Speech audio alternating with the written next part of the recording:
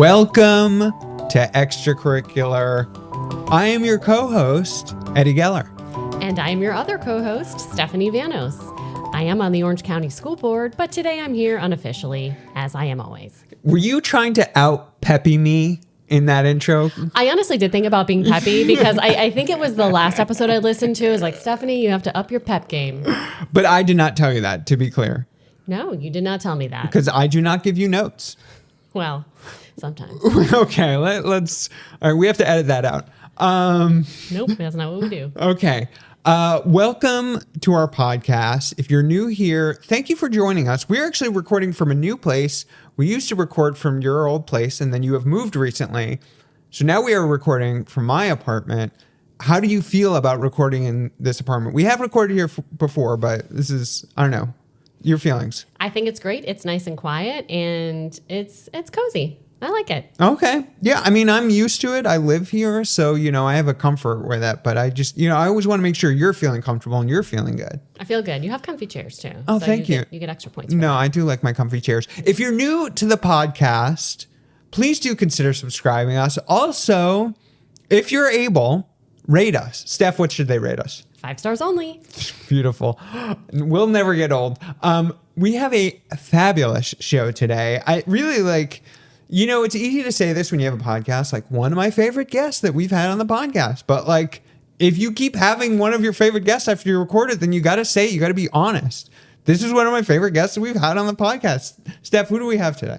Today we had Jose Gamboa. I've known Jose for a couple of years now.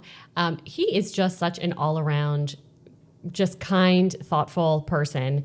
And today he talked about his feelings, and I would say his feelings about the really complex, issue, which is about what happened in Venezuela this past weekend. That's right, because Jose grew up in Venezuela. He'll tell us about he did tell us about the story, but you will hear his story when you listen, because you will stick around for the interview. Not you, Steph. You already stuck around for the interview, but the listener will stick around for the interview. You'll hear about Jose's experience in Venezuela, talk about some of the history that's gone on there, his own feelings about Maduro's ouster, and how it gets a little complicated, and how we're seeing some of the mirrors of some of those things here in Florida. And I thought it was just a very elucidating interview. Not that I haven't, I did not grow up in Venezuela. I grew up here in Florida.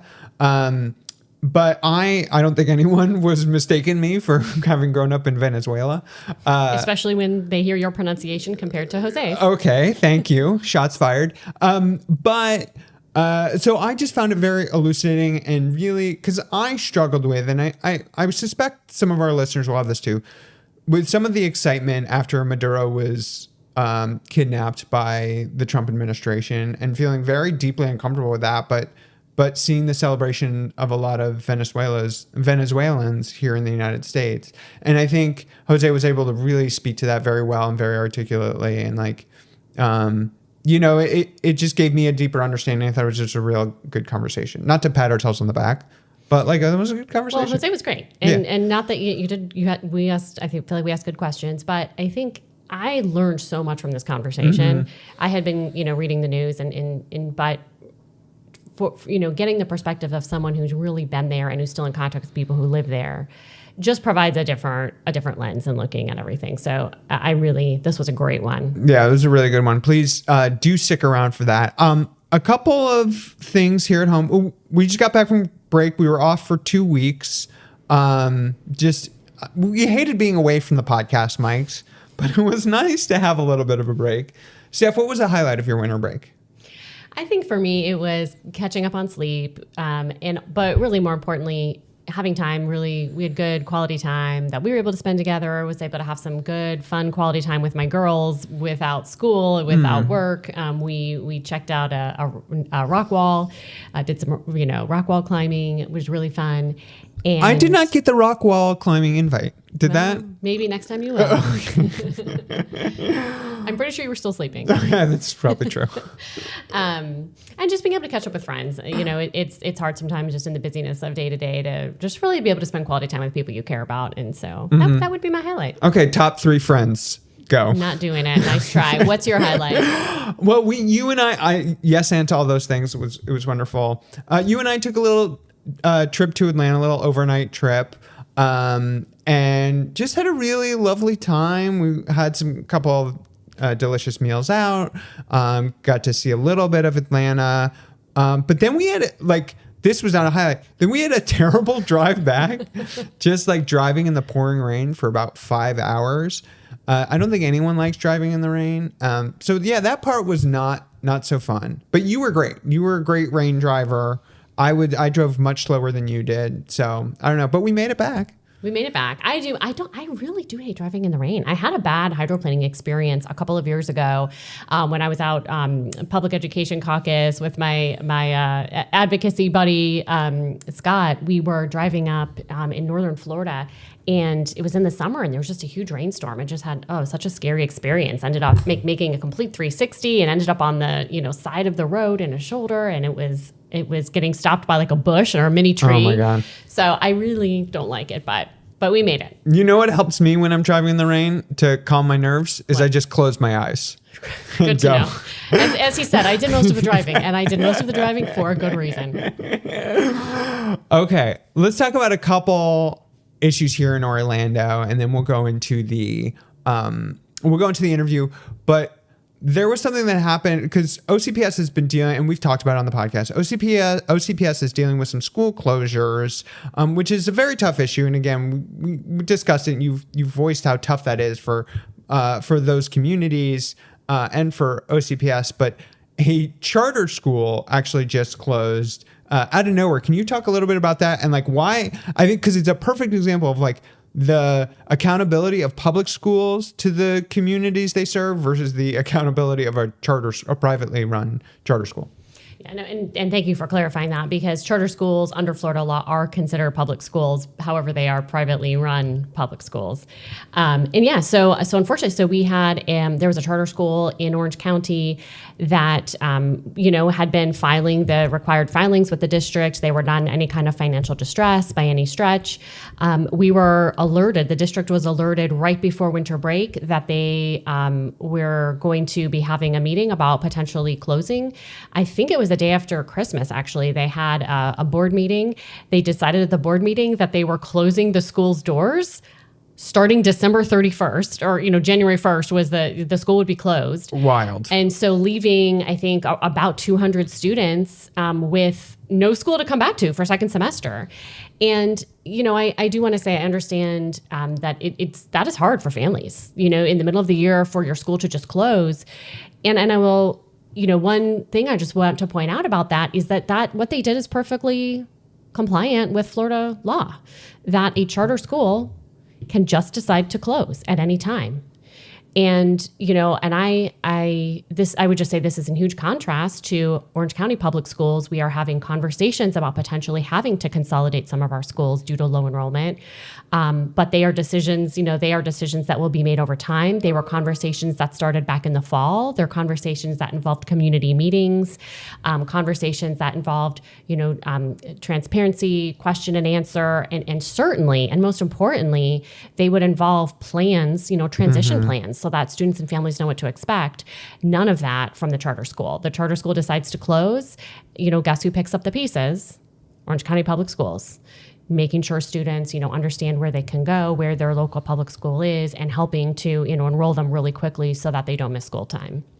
Well, thank you for walking us through that. And yeah, I wanted to bring that up because it is just like such a wild contrast knowing the conversations we were having about the OCPS closings. So, and I know you're going to work on a video about this. So watch the Vote Vanos page if you're listening. See, that's accountability right there. That's accountability right there. I want to talk about one more school-related thing. Story from the Tampa Bay Times. No free pass. Florida CFO calls for school board spending reviews. So I'll just read a little bit of this. Quote from Blaze Ingolia. Am I pronouncing that right? Does that sound right? I think so. Says, school districts are some of the most wasteful spenders in government, Blaze said in comments he shared on X. He provided no specifics, but spoke of creating a methodology to compare the growth in school budgets to that of student populations they serve. And then he posed the question, which school board should we FAFO first? You know what that means? I don't know. Fuck around and find out. Sorry. And then the education commissioner, state education board commissioner, who we mentioned many times on this podcast, very engaged, quickly chimed in and he says, I have ideas, while offering none. So I'd love to get your reaction to possibly being doged by the CFO of the state of Florida. I mean, if he wants to come look at our finances, come look at our finances. You know what? They are all public. Everything, our budget is on our website. You need, we are regularly audited by internal and external auditors. So yeah, come look. Big deal. I am worried.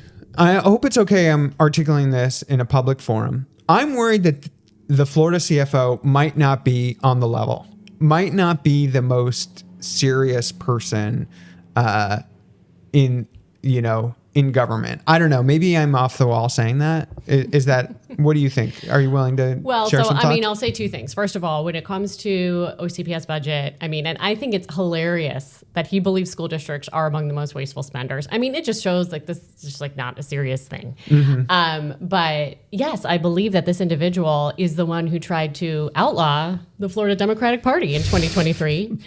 I believe he's the same one who tried to restrict voting rights in 2024. And I believe he is the one who had law enforcement or some, state investigative unit go to someone's, I guess he received a postcard that said something like, you have no values, literally said, you have no values. That was what was on the postcard. Mm-hmm. And a state investigator showed up at this person's door who sent the postcard. Oh my God. Ended up being a 77-year-old man who just simply believed that this person had no values. I'm not commenting on the veracity of that note or that statement, but I think it is wild that someone from the state government would send law enforcement for someone expressing their views. And no, there's no threat. There's no credible threat. But okay, if he wants to doge or whatever, Florida school districts, go right ahead.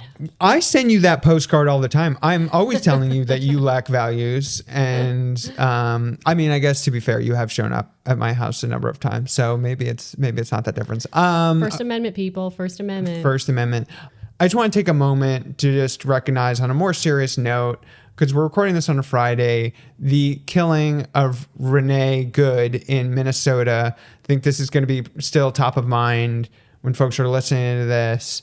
The footage, which I know I told you not to watch it. You don't need to see it. I saw it, and I think a lot of other folks have seen it. Both, it's just horrific on a number of levels. This poor woman who lost her life, and her children who are going to have to grow up without a mom, and they had lost their father in the last few years.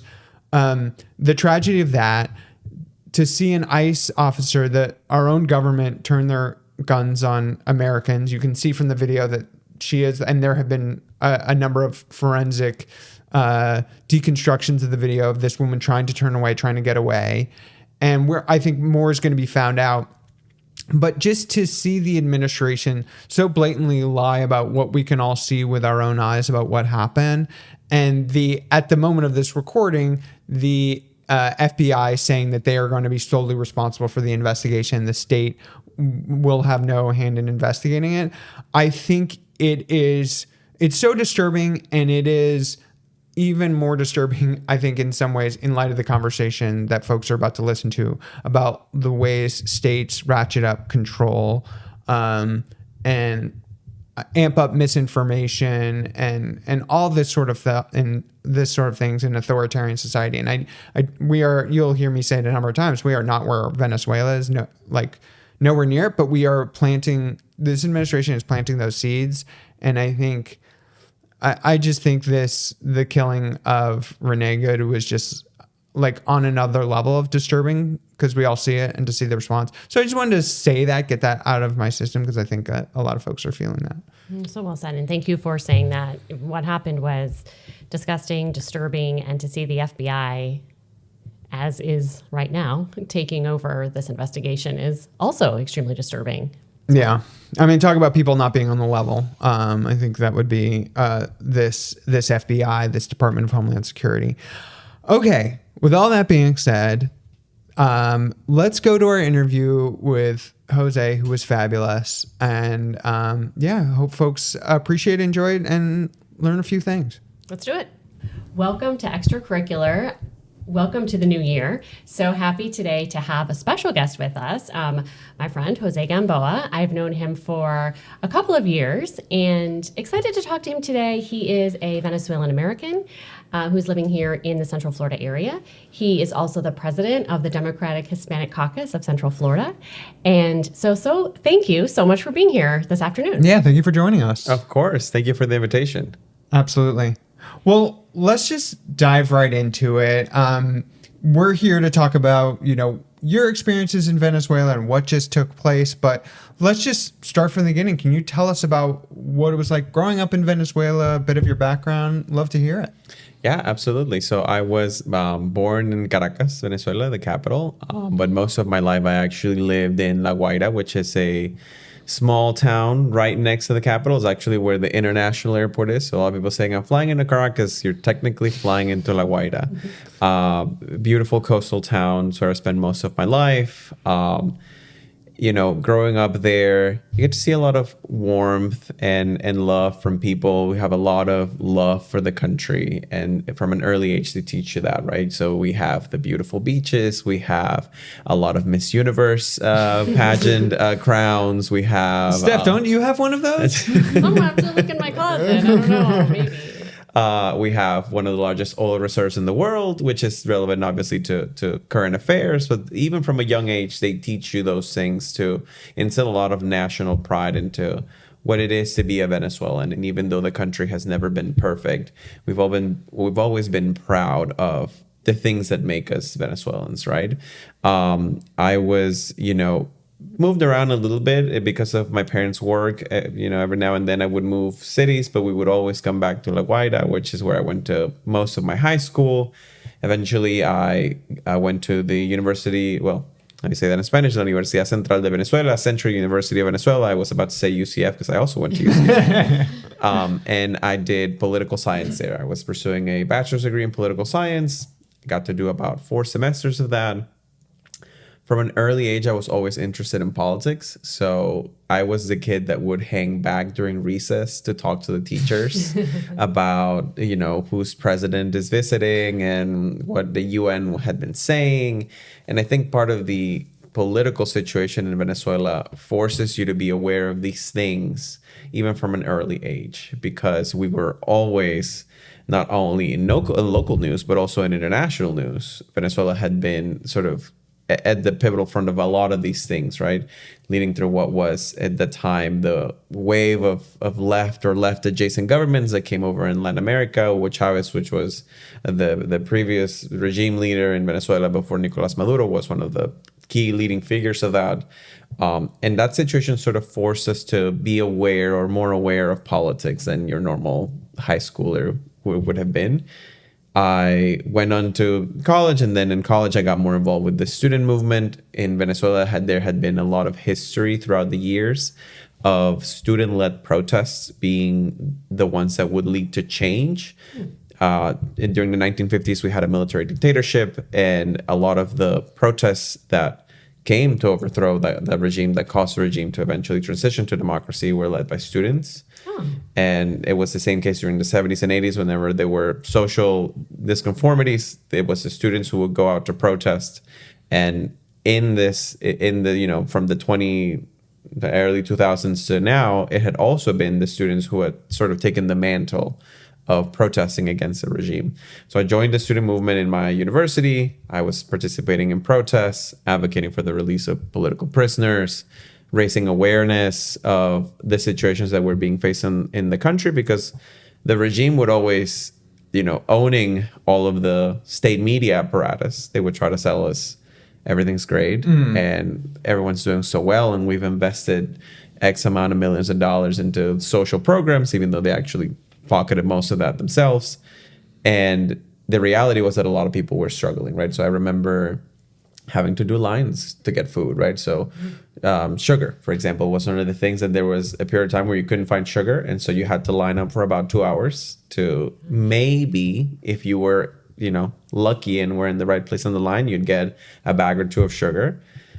Same thing with flour. We have this famous thing, you might have had it here in Central Florida, arepas. We use this special corn flour to make that. That was also scarce at a point, so we also had to line up to do that, which is like, imagine.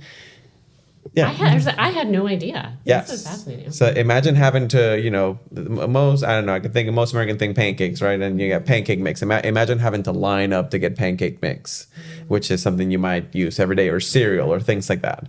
That all started, end of the early 2000s, beginning of the 2010s. Scarcity started to show up, and then it dramatically increased more and more as time progressed.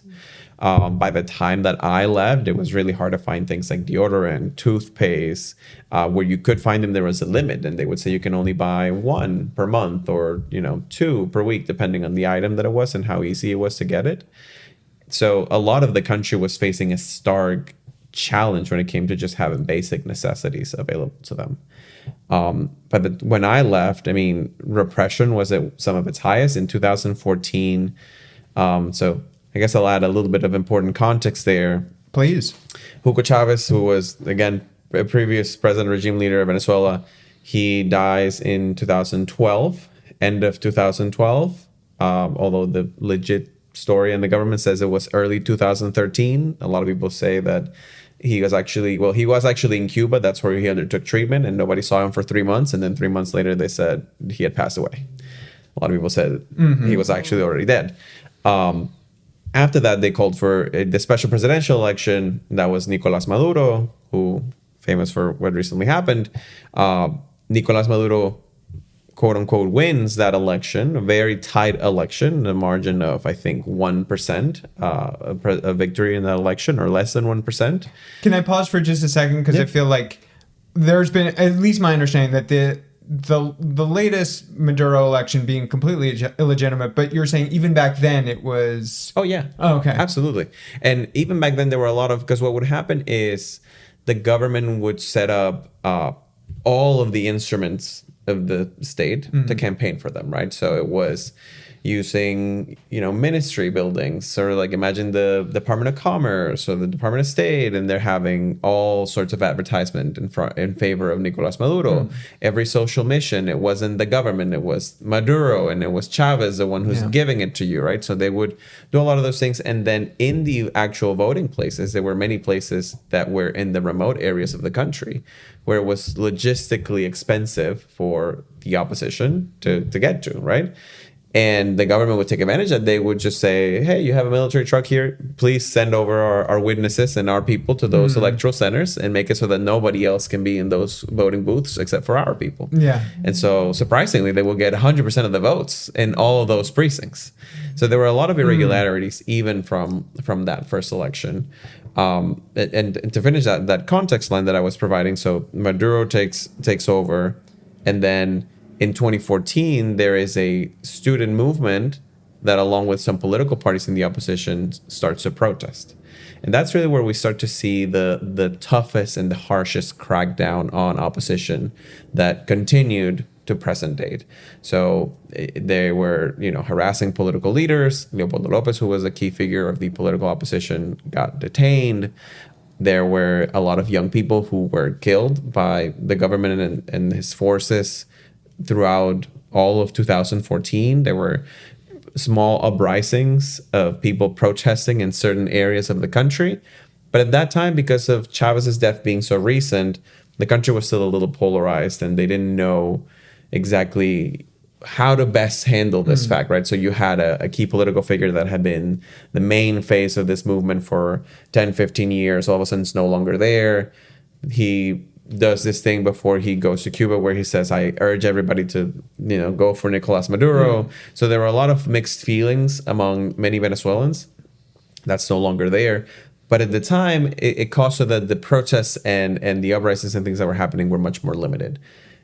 Through time, it went increasing. We had protest waves in 2017, 2019, up until after the pandemic.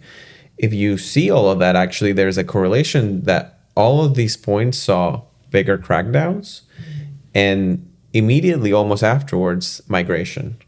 So if you take a look at the migration patterns of Venezuelans, every time there was a strong repression wave, it would lead to people having to leave the country, either because they were themselves victims of the regime persecution or because they were seeing how long is it going to take until it happens to me, right? And or to my children. And so I have to leave, I have to escape, I have to look for a better future.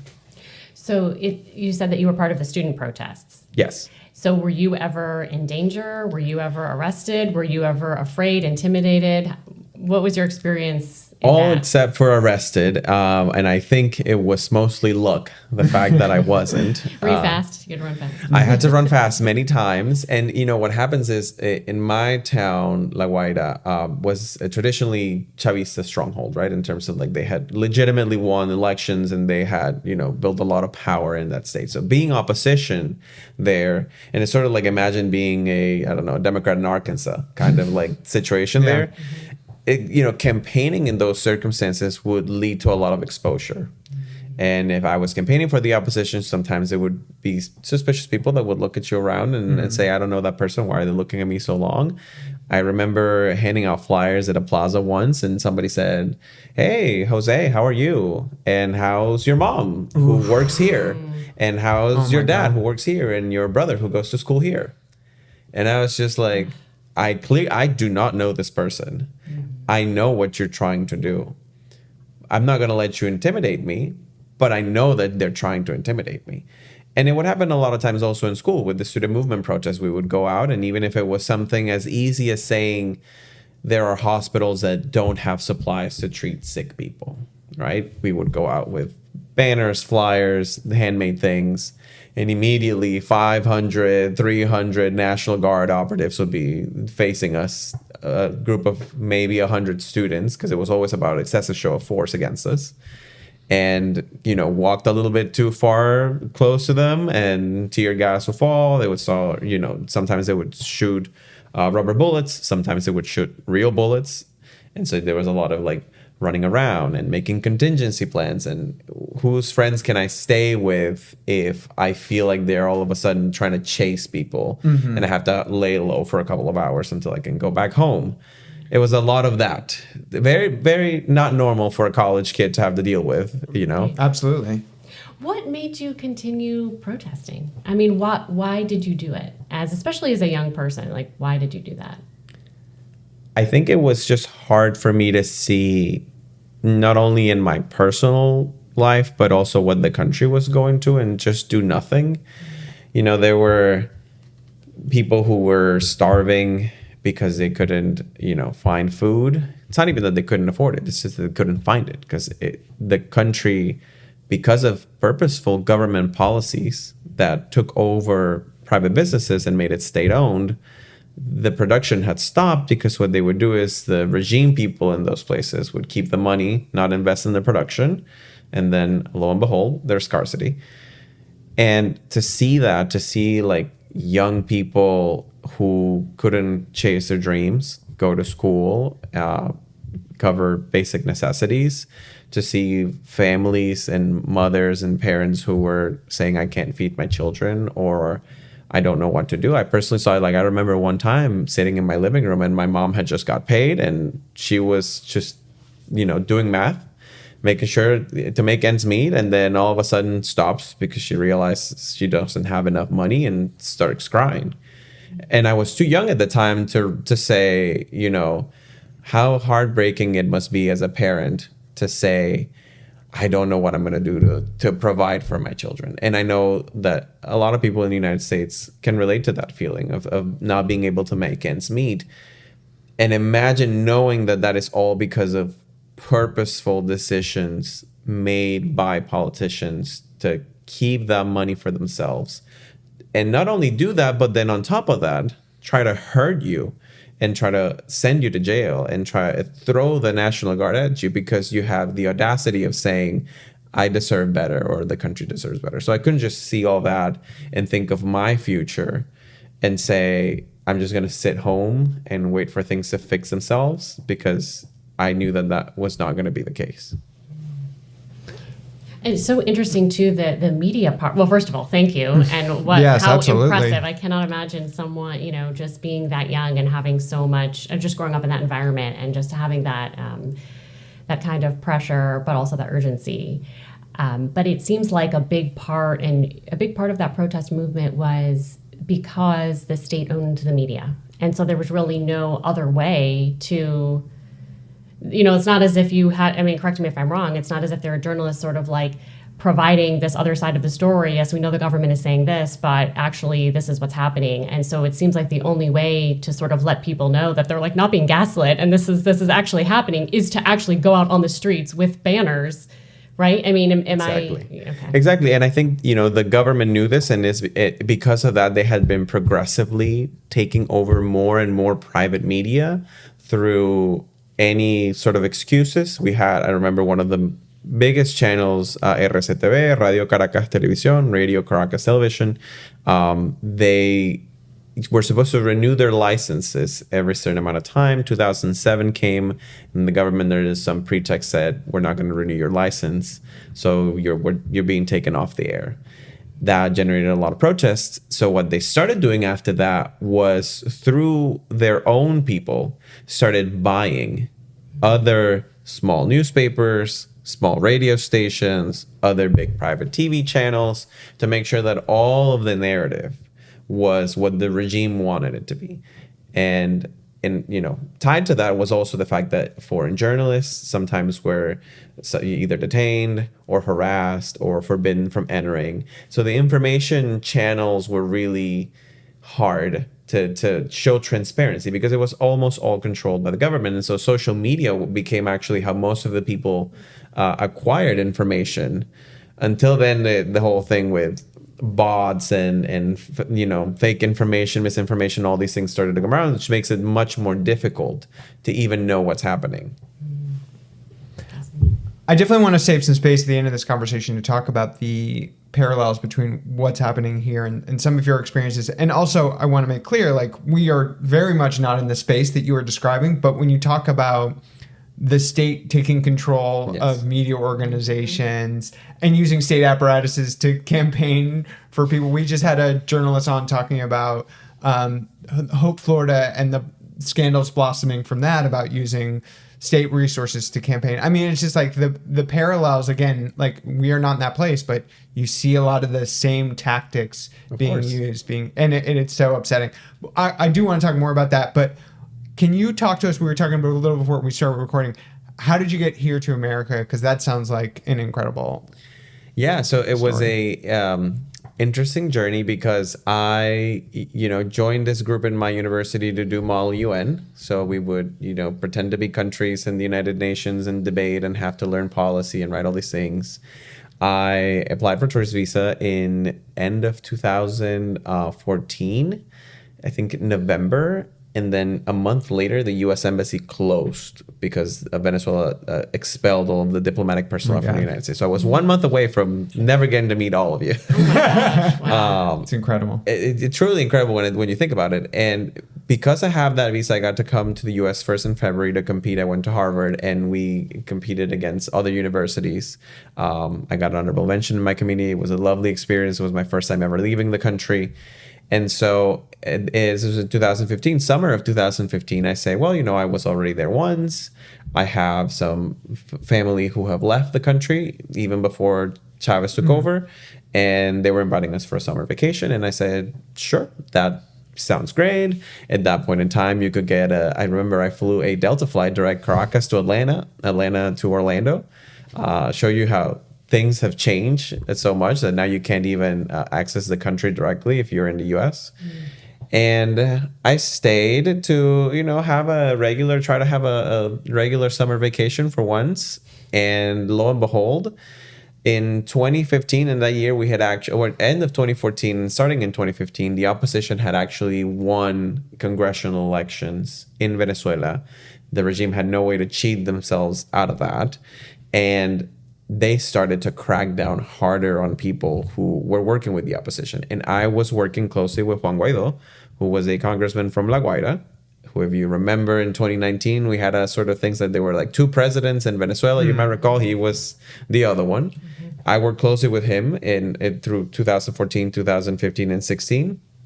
And then because I started to do that work, or because I was doing that work, I started to receive threats and saying, we saw this person outside of an activity where Guaido was, or we've seen you in protest because you've been up front. I was youth outreach director for the political party that Juan Guaido was at the state level in the state where La Guaira was at. And that just exposed me to a greater level of risk that I hadn't seen before. And I do a time correction. The elections were actually end of 2015, and this was the trip and everything was 2016. Got it. Got the years. It's been like 10 years now. You're good. And within that, I had to make a decision, right? So as soon as I started receiving those threats and seeing, well, the threats are not just for me, it's also my family. I've already been tried to be intimidated on the streets. I had to say it's unsafe for me to go back. I have no idea how immigrating to the United States works, because some people come with a plan and they're saying, I'm going to do this, this, and this, and I know where to file the paperwork and I know where to do everything. I knew absolutely nothing on how to do that. I didn't have the documents necessary to do that. So my mom had to like gradually start shipping me things or sending things with friends that were visiting over before I could file for my asylum claim, and collecting all the information, talking to her. So imagine, and I was 19 at this point. And so imagine you're a 19-year-old, you come on your summer vacations, you're like, maybe I'll get to go to Disney, or maybe you get to file for asylum and go through all this complicated paperwork. That's also a very long process. By yourself, because your mother was still Correct. in Venezuela. Okay. Correct. So I actually, two of my cousins moved in at the same time. They actually did have a plan. I did not have a plan. And so it sort of became, they were the refuge in a way because we could talk about it, but we were also all living separately because, you know, some of them were parents themselves. My other cousin, who was about my age, she went her own way. And so I had to do it by myself. And it was sort of like people who I started meeting here in the US that helped me navigate that process, that said, I didn't even have a car. I didn't know how to drive, because you don't need a car depending on where you're at in Venezuela. And they would say, no, I'll drive you to the, immigration lawyer, so you can have a talk to them and ask about the case and things like that. So it was a very, complicated process. This was all as a 19-year-old. I didn't know how anything in the U.S. worked necessarily, because I had been here for if you take the time that I went to Harvard, it was like 2 months and 1 week all combined. Goodness. That was all my exposure to the United States when I had to do that. So it was challenging for sure. I can't even begin to imagine. Okay, so we fast forward, kind of hitting the point where we're gonna move past some stuff about like hitting the point where we're talking today, which is we get the news. What was that, Saturday morning, that the operation had taken place, or early Saturday morning hours, that the Trump administration had removed Maduro in a military operation that they called a law enforcement operation. I was just pulled up a news article in which you were quoted and talking a little bit about it. But I'd love to hear kind of your reaction. What you've been thinking in the week since. Yeah, my first reaction was, I'm dreaming. And, I saw the messages. The one time I decided to sleep in was when this happened. And I just remembered waking up to a lot of messages, from Venezuelan friends in Venezuela and here in the United States. And at first, waking up, I was like, I'm dreaming. And then this is AI or it's something else. And then about like 15 minutes in, it dawned on me as I was looking at everything, where it was like, oh, wow, something is actually happening. And in Venezuela, we've had a lot of times where we thought something's actually happening, and then nothing would happen, or we would end up back in square one or worse. So it was at first sort of like me trying to believe what was happening, woke up, had to yell at my mother and say, they took Maduro away, was the first thing I said to her. And she said, what are you talking about? You're lying. And then she went up, checked her phone, and we were trying to convince each other that it was actually happening. Right. And so the first reaction after we processed all of it was a sigh of relief and an adjacent to joy. And I'll explain that by saying that when you've seen someone who is personally responsible for the suffering of millions of people, whether that was through state repression, whether that was through making things so unlivable that 8 million people had to leave, the biggest refugee crisis that the Western Hemisphere has ever seen, and by the numbers even bigger than the Syrian refugee crisis after the Syrian civil war. So imagine the scale of what we're talking about. Venezuela is a country that has about 32 million people. 8 million people left.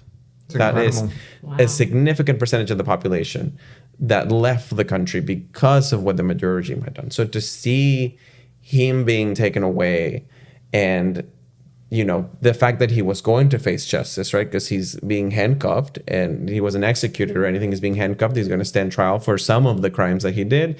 Not all of the crimes that he did, because as head of state, he had some immunity to that. And then to see that finally happening was creating a bit of a sense of joy. Immediately after that is concern, because that this regime, whenever they are hurt, they hurt back, or they hit back harder, not against the United States necessarily, but against the Venezuelan people that are there, because they're going to look for excuses to crack down on the people that are still there. So concern about that, about what was to come. And then obviously as things developed and the President Trump came out and talked about it, it was like, well, what do you mean you're going to run the country? Like, there were some words and things that didn't make a lot of sense, that created a lot of mixed feelings. But at the end of the day, I think that where I have fallen as an outcome of that issue is that two things can be true. I'm a Democrat. I don't like President Trump, and I disagree with him on 99% of his agenda. Yeah. But Maduro needed to be removed from power in Venezuela. And the reason I say he's needed is because for 27 years, the opposition had done everything to try to have some alternation of power. We protested, we gathered petitions, we voted, we negotiated with them. We were willing to give concessions. Like a lot of people said, well, if we were agreeing to transition, you can keep the money that you stole. You can go and retire in, Qatar, who had been one of the people who have been very much lobbying in favor of the regime, or Russia, or anywhere you want. Just let us have the country back. And every time, if there was elections, they would steal the results. If it was protests, they would jail the people who were protesting. If it was negotiators, they would say, yeah, we're going to do it. 2 months later, they either exile or they jail the people who were negotiating with them. Wow. So all of the options, everything you can think of had been attempted, except for this actual credible threat of saying, well, you did this, we're going to take you out. And if anybody else tries to do it, they're going to have the same fate. They're going to be taken to face justice, right? Both of those things can and are true, in my opinion. I can definitely understand that reaction. Do you have, I know there's been a lot written about, did President Trump have authority to do this? Do you have, what's your opinion on that? I know you have expressed that you are relieved that Maduro, and I do not say it as nicely as you, so I apologize to the listeners. But do you have any reservations about Trump's exercise of power, and maybe implications that it may have in the future? Or is your position sort of, if there's no other alternative, we need, a democratic country to come in and help? I think it's both. And I'll explain that is, you as a president of the United States, you should obviously be notifying Congress and engaging in the process required to obtain permission to do a military strike. And it's not even about even getting full congressional approval, because, the law is very gray when it comes to immediate strikes to protect the country. That's something that was done a lot of times during President Obama, and then during Trump's first presidency, sometimes during Biden. And so the law actually does give them flexibility there. But you should brief your Congress member, and a lot of people in Congress said they lied to us. Right? Even Republican members of Congress said they were not going to take any sort of military action in Venezuela. And they say, well, it's law enforcement and whatnot. Okay, that's technicalities that they're trying to shield themselves from any sort of accountability when it comes to that. So I think that how it was done, particularly in terms of internal American politics, was not necessarily correct and should have been done better. But I will also say, and the reason I say both is because this is not the first time that the United States has intervened. You could say that it is for moral reasons and good reasons, but you can also make the argument for strategic reasons as well. to protect people who had been, attacked by a violent regime that refuses to go. And I think Bosnia is the closest example to this, when Bill Clinton said, that we have a president or a head of state who is actively harming, killing, prosecuting people who, in that case, it was on an ethnic side, but people who disagree with me politically and with what I'm doing. The United States has a role as one of the leading democracies to prevent that from happening. And so, is it justified in a way what happened in Venezuela because of everything that had happened to the country? On a moral standpoint, I think yes. And on a strategic standpoint, I also think yes, because the fact is that Russia, China, Iran, other countries that are adversaries to the United States, for a long time had presence in Venezuela. We know that the Venezuelan regime was handing out fake Venezuelan passports to members of Hezbollah and members of Hamas and other terrorist groups. And then they would use Venezuela as a way to, transfer drugs, transfer weapons between Cuba, Iran, Russia, China. All those things were happening. So there was also a strategic necessity from the United States to take action there. A lot of people, and I'll get ahead of saying, because I know this is one of the questions, they're saying, well, do you know that they're trying to take your oil and all these things? It's like, we know, obviously, that oil is a factor here. Just because we are from another country and sometimes English is not our first language does not mean we're stupid. We understand what's happening. we know the subtext of all that's behind a lot of the actions that maybe is guiding Trump specifically, I don't know of all members of the administration, but Trump specifically, to actually get involved in Venezuela does have to do with natural resources, oil and minerals that Venezuela has a lot of. And my response to that is the Chinese and the Russians were not in Venezuela because they love Venezuela, because they all of a sudden, enjoy the warmth of the beaches and the people. And it's like they wanted the same things. And for 27 years, they have gotten them without any sort of benefit to the Venezuelan people. On the contrary, to a detriment of our quality of life, they've had unlimited access to all of these natural resources. So when people say, well, what do you think about the United States being so interested in oil? And I say, if the will of the people, particularly people, because, I now, as a Venezuelan American, I am in the diaspora, but a lot of people in Venezuela, if the calculation is that the United States gets to have access to these resources, and in return, we have a country that's getting better, a country that is going to be free, a country that is going to have democratic elections, a country that is going to see families reunited. A lot of people are saying, I'm willing to make that trade. Mm-hmm. My cause for concern and criticism here does come and say, I hope that this is actually what the Trump administration does, because so far they have continued to work with the regime. Mm-hmm. So Maduro's out, but the regime is still in place. And they have tried to work with them. So I hope it doesn't stop there and it actually shows a gradual transition, because then that argument, it's worth it. Then you can say the trade-off is worth it. Yeah, I mean, I have to admit, I am struggling in real time. It is hearing your story and from what I've read and what I understand, it can only imagine how harrowing and terrible it is to live under that regime. And the relief you have articulated and I've seen around, and yet I am deeply, deeply uncomfortable with this administration exercising the power to kidnap leaders from different countries. And I think it is simultaneously a wonderful thing that this man is no longer in power and in cuffs. And I am very worried about this administration, having more power to do things like this. And where else could he do this, and to whom else, and where it goes? It is scary to me. So that is you talk about being adjacent to joy, and I love that articulation. I'm either adjacent to joy or adjacent to discomfort, something in that realm. I am feeling, but I'm glad we're talking about this, and I think for me, my first reaction was absolute anger and fury. And I think hearing your story and stories of folks who've come from Venezuela, I think it's really important to understand this. So for me to check my own reflexive reactions of anger, which I think are valid. We're always validating feelings on this podcast. It's very important. But to understand these stories and understand why folks are extremely happy and excited and have reasons for hope.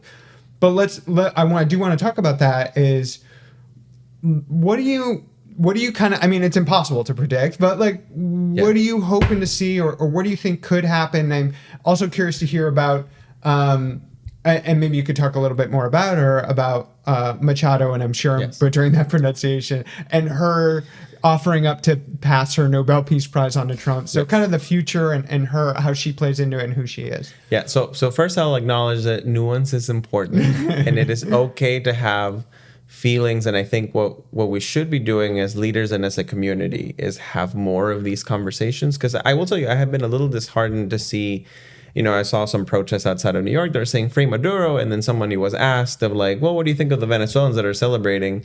And this person says, well, they should go back to their country if they think that way. And I said, well, I thought it was only the far right that was saying these things. What's terrible. Going on here? Yeah.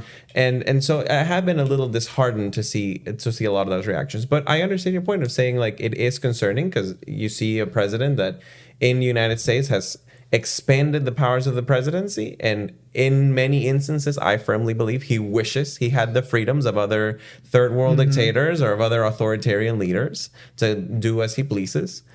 But that is not to say that sometimes maybe something positive will come out of all of these things, as is the case, I believe, in Venezuela. As for what I hope the future is, it seems that what they're trying to do is some sort of negotiation where the regime takes in place because of stability factors. So they're saying if you put in the opposition right away, then the government will crumble and collapse because the armed forces are very much still with the ruling regime of the Chavismo, right? I may have disagreements with that analysis, but intelligence analysis and what the Secretary of State and the President have based a lot of their decisions seems to be based on that, of saying that we're going to stabilize the country and then later we'll have some transition. My challenge to that is that, especially as money becomes a big part of this, or private industries and other things, that they don't choose the comfort stability of having a quasi-regime still in place, and that they choose to actually pursue democracy and free and fair elections. And that is my hope. My hope is that this is a transitional period. Just yesterday, we saw political prisoners being released, a small handful, but nonetheless, people that had been for months. And I invite you, there's this documentary of the detention center called Helicoide. And this young person narrates how they kept them in the dark for about 6 months. The toilets wouldn't flush, so everything would sort of pile up. And it was 11 people in one cell, and they would, mutilate them, try to cut off their ears, try to do all sorts of torture.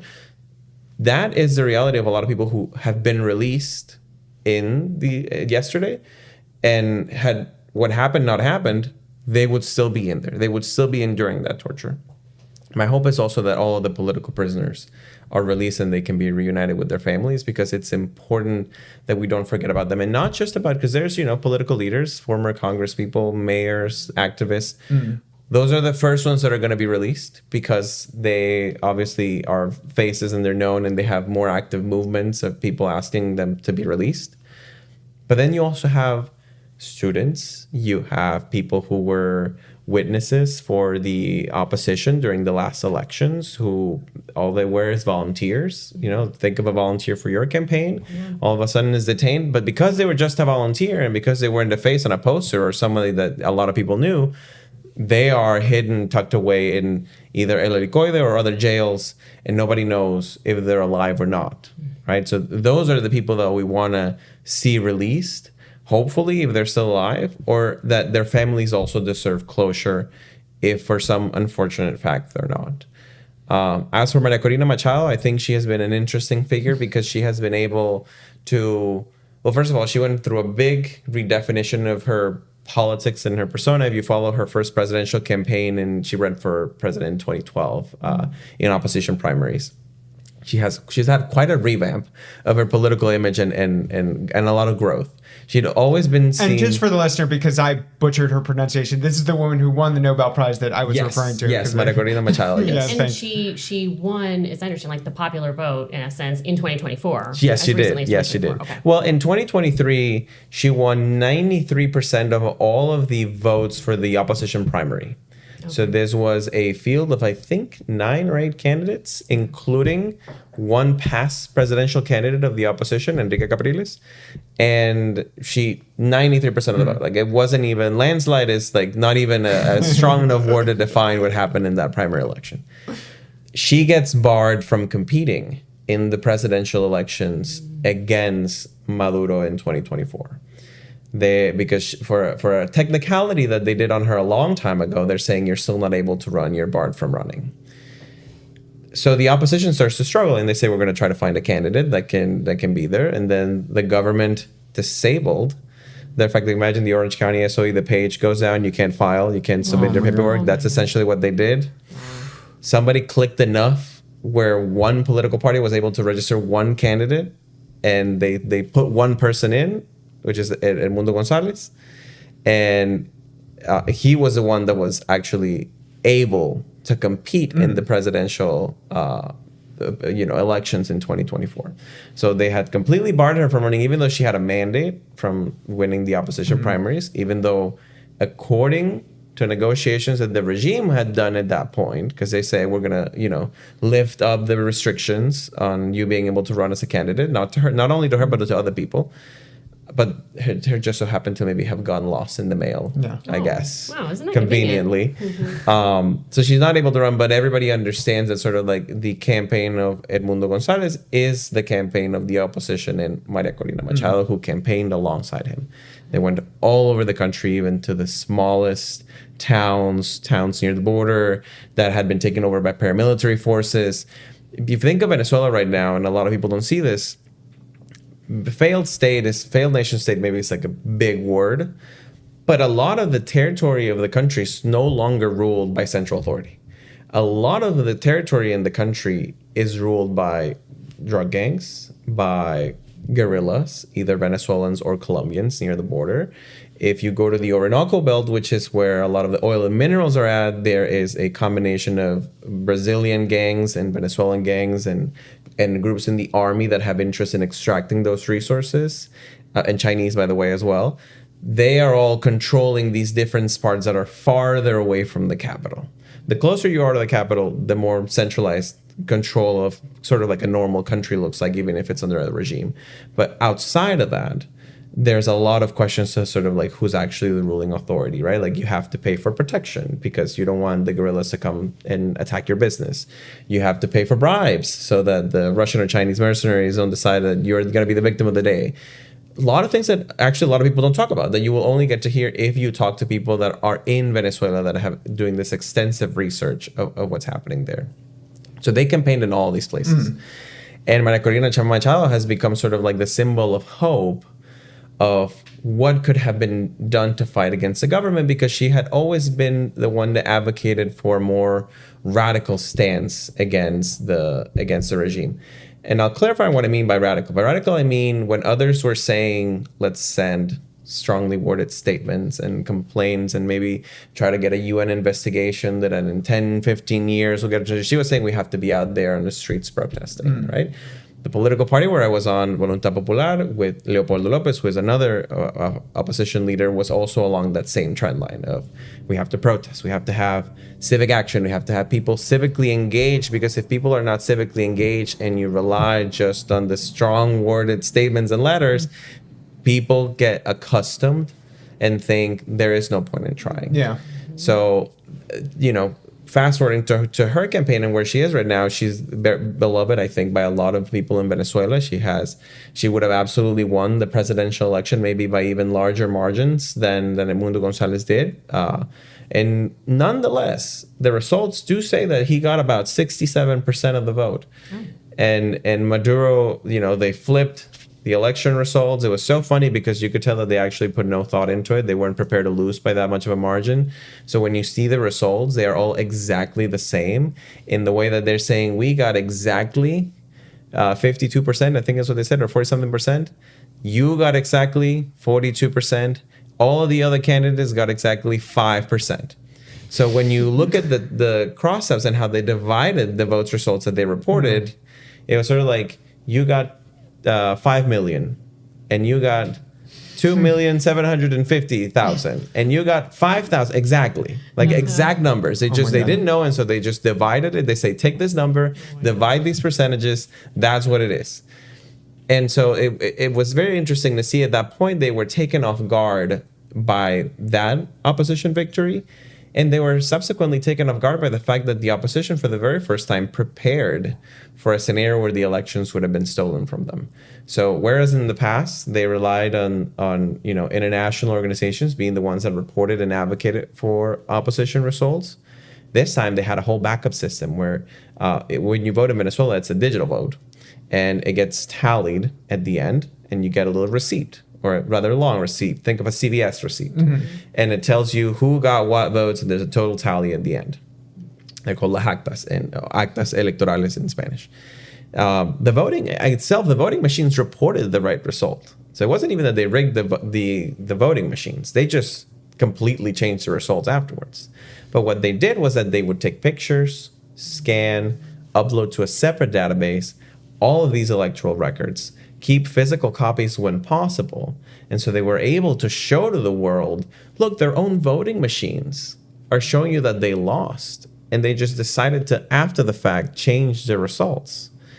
And so she has been very intelligent in trying to articulate that opposition, understanding that there are challenges that, in a country like Venezuela, you can't address, right? Like taking control of military forces and having sort of like a civilian armed uprising, all these things. Those sort of things she chose not to do on the military side because it was really hard, and on the people side because we don't, Venezuela doesn't have a history of armed rebellions like that or things like that. So this peaceful attempt to raise awareness, to have the elections be respected, is what ultimately gets her that Nobel Peace Prize. Is saying when you had the opportunity, because the country did go, understandably so, outraged over the elections being stolen, she could have chosen to say, we're all going to the streets, find your nearest weapon, we're going to fight so that this elections get respected, and we're going to do it the hard way. She chose to have the ballots be respected over bullets. And that is what ultimately gets her that Nobel Peace Prize that, in my opinion, she totally deserves. And now Trump will accept. The Nobel Prize Committee did say that they're non-transferable. That's amazing. I don't know if Trump sees it that way, but I respect for that. Listen, I'll say just real quick on that whole Trump strategy. It's clear that she is unfortunately playing the game. I completely agree. That politicians and business people and other world leaders have had to play with Trump, which is, if I suck up enough to you, you'll hopefully do what I want. She's smart enough to know that is unfortunately the way to get in the good graces of the current president of the United States.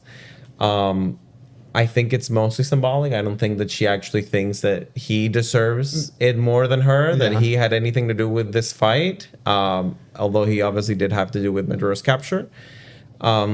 My opinion on that is that, I wish it didn't have to be like that.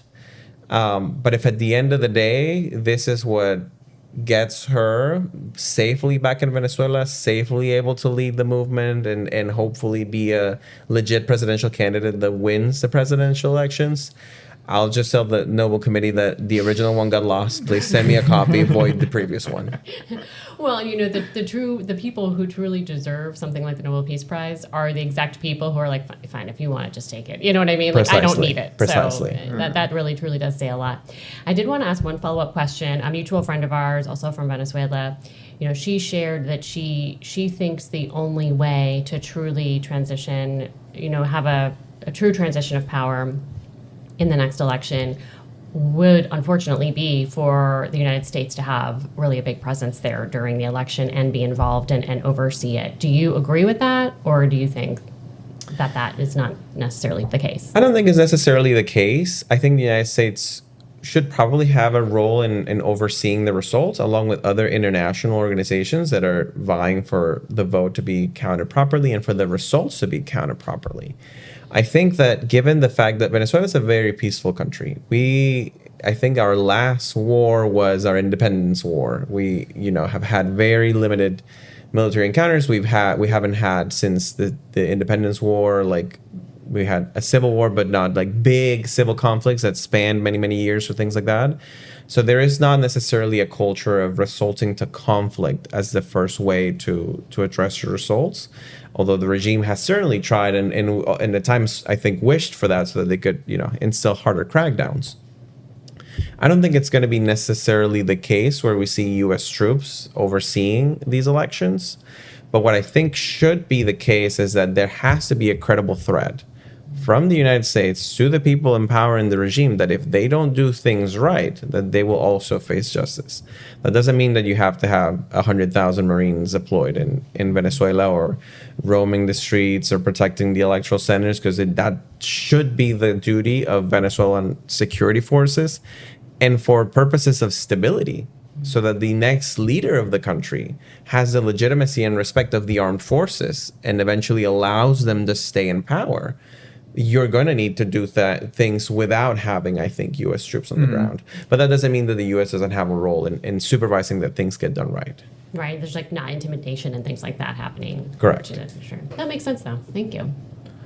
Well, you've been so generous with your time. I want to just kind of close on this question. As someone who's witnessed what you've witnessed, been through what you've been through, I'd love to hear just how you, like, what would your message be to other Americans about what you've seen in 1 year of this second Trump administration, given what you've been through? Because I think it's not a stretch to say this is and you said it yourself, like, Trump is someone who admires a lot of these strong men. And we're seeing, as I alluded to earlier, we're seeing those sort of like consolidation in the media, repression of public institutions, et cetera, et cetera.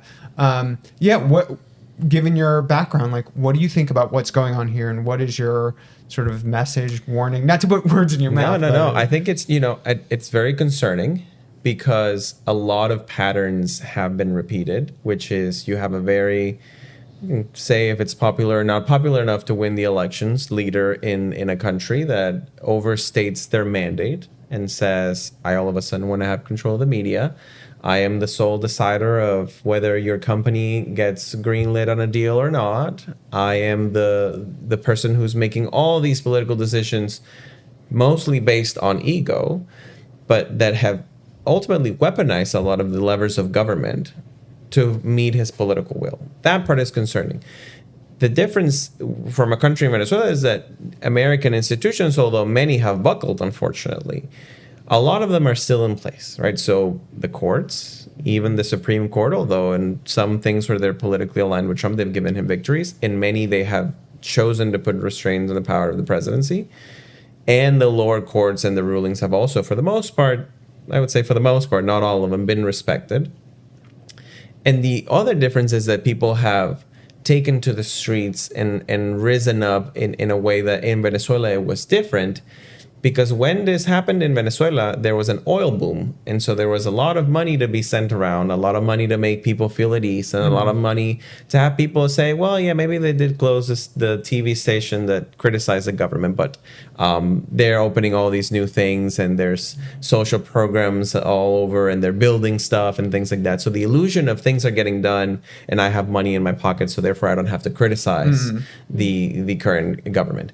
The United States is different because this Trump presidency has been also tied to a cost of living crisis, right, where people are not being able to make ends meet, where people are having a very tough time to find affordable housing, where people are seeing, ICE officers and CBP officers shoot innocent people in the streets. And so there is no domestic peace and all of a sudden age of prosperity that has come to the United States to have people say, well, it's fine if he does those things because now I have more money in my pocket and now I have housing for half of the cost that it used to be. In many cases, things are actually getting worse for a lot of working class people and middle class families who cannot afford a lot of basic necessities here, even though you can find them, right? So it's not scarcity like Venezuela.